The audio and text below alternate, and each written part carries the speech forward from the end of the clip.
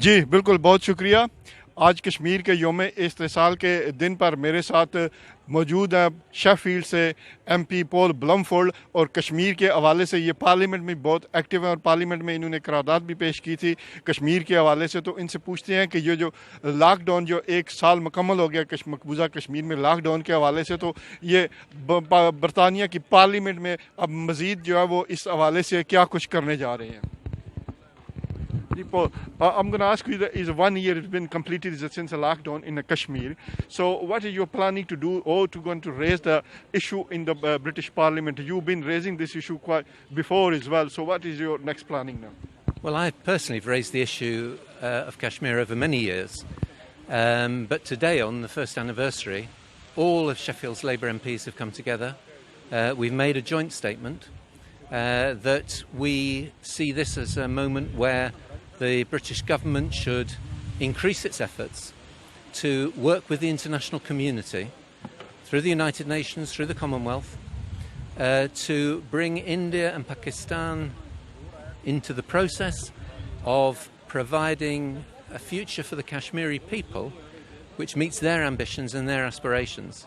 And that clearly has to be in line with the resolutions of the United Nations for the plebiscite for self-determination. But there is a more immediate challenge of tackling the human rights abuses which have been taking place over the last year. And when Parliament returns in September, I'm confident that many of us will be pressing those issues. And we have a debate that we're anticipating in September where we'll be seeking to press those issues with the government.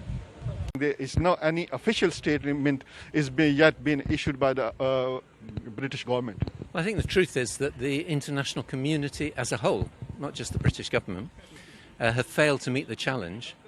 It's more than 70 years since the United Nations resolution, and the UK alone will not bring about change. That's why we're saying, as MPs, that we ought to use our role within the international community, with the UN, with the Commonwealth, to bring pressure to bear on India and Pakistan to commit to working with the Kashmiri people to find a future for the country.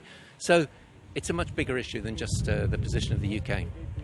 But the Kashmiri community is looking more on the British government because the issue has been left by the British government. That's why they're expecting to do more from the British government. And we're expecting more should be done from the British government. That is a point that we're making as MPs.